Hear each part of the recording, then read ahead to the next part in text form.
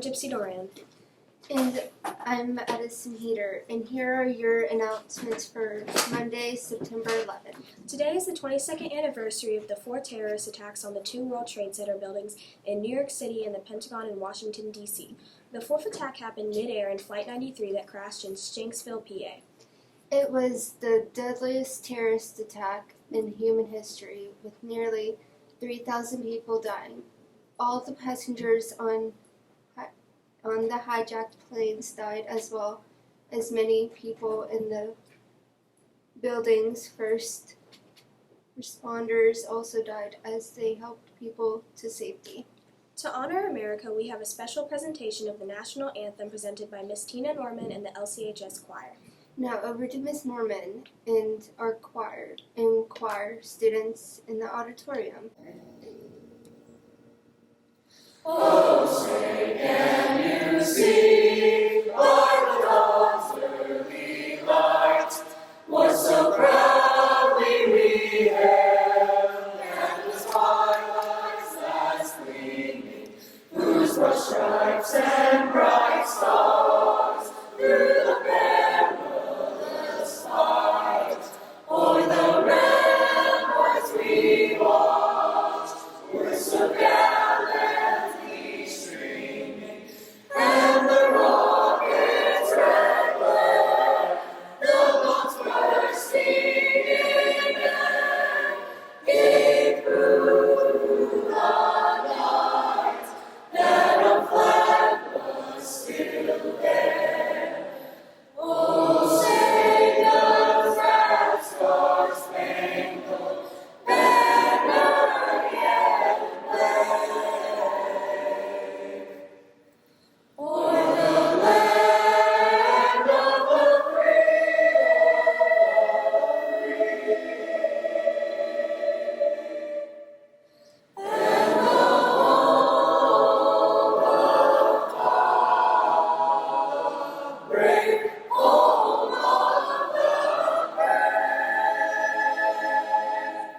Thank you very much to Miss Norman and the choir. They really did a great job.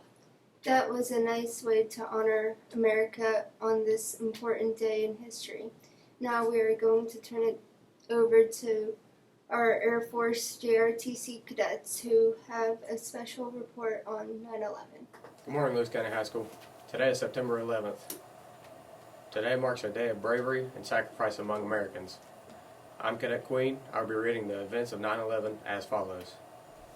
5:45 a.m., 2 hijackers passed through the security at Portland International Airport in Maine. They board a commuter flight to Boston Logan International Airport. They board American Airlines Flight 11. At 7:59 a.m., Flight 11 takes off from Boston headed for Los Angeles. There are 92 souls on board. 8:15 a.m., United Airlines Flight 175 takes off from Boston, headed for Los Angeles. There are 65 souls on board. At 8:19 a.m., a flight attendant on Flight 11 alerts ground personnel that a hijacking is taking place. At 8:20 a.m., American Airlines Flight 77 takes off from Dulles outside of Washington, D.C., also headed for Los Angeles. There are 64 souls on board. At 8:24 a.m., Muhammad Atta, a hijacker on Flight 11, unintentionally alerts air controllers in Boston to the attack. At 8:37 a.m., after hearing the broadcast from Flight 11, Boston air traffic controllers alert the Air National Guard. At 8:42 a.m., United Airlines Flight 93 takes off from Newark. After a delay due to routine traffic, it was headed for San Francisco. There were 44 souls on board. At 8:46 a.m., Flight 11 crashes into the World Trade Center's North Tower. All passengers aboard are instantly killed, and employees of the World Trade Center are trapped above the 91st floor. At 9:03 a.m., Flight 175 crashes into the World Trade Center's South Tower. All passengers aboard are killed, and so are an unknown people in the tower. At 9:15 a.m., President George Bush, in an elementary school in Florida, is informed about the hit on the second tower. His chief of staff, Andrew Card, whispers in the chilling news into the president's ear. At 9:28 a.m., hijackers start their attack on Flight 93. At 9:37 a.m., Flight 77 crashes into the Pentagon. All passengers aboard are instantly killed, and so are 125 civilian and military personnel. At 9:45 a.m., U.S. airspace is shut down under Operation Yellow Ribbon. At 9:55 a.m., Air Force One, with President George Bush aboard, takes off from Florida. At 9:57, passengers aboard Flight 93 begin to run up toward the cockpit. The pilot begins to roll the plane back and forth in an attempt to destabilize the revolt. At 9:59 a.m., the South Tower of the World Trade Center collapses. At 10:02 a.m., Flight 93 plows into an empty field in Shanksville, Pennsylvania. They were likely heading for either the White House or the United States Capitol. At 10:18 a.m., President Bush authorized any non-grounded planes to be shot down. At 10:28, the North Tower of the World Trade Center collapses. At 10:53 a.m., Secretary of Defense Donald Rumsfeld orders the U.S. military to move to a higher state of alert, going to DEFCON 3. At 11:45 a.m., Air Force One lands at Barksdale Air Force Base near Shreveport, Louisiana. At 12:15 p.m., airspace in the United States is completely free of all commercial and private airlines. At 1:30 p.m., Air Force One leaves Barksdale.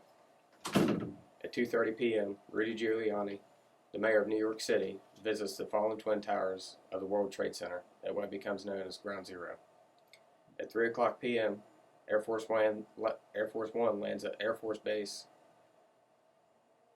At 3 o'clock p.m., Air Force One lands at Offutt Air Force Base in Nebraska, and President Bush is immediately taken to a secure bunker. At 4:30 p.m., Air Force One leaves Offutt and heads back towards Andrews Air Force Base near Washington, D.C.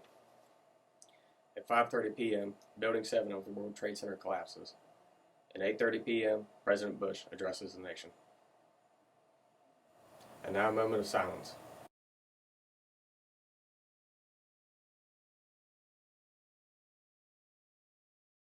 Thank you. Thank you to Master Sergeant Linger, Chief Miller, and the JROTC cadets for the special report and timeline of events. Lunch for today is chicken parmesan, flatbread, romaine salad with school-made ranch, chili lime sweet corn, and fruit. Tomorrow for breakfast is a frugal cheese stick, fruit, juice, and milk. And now for the quote of the day. If you dream it, you can do it. Thanks for watching.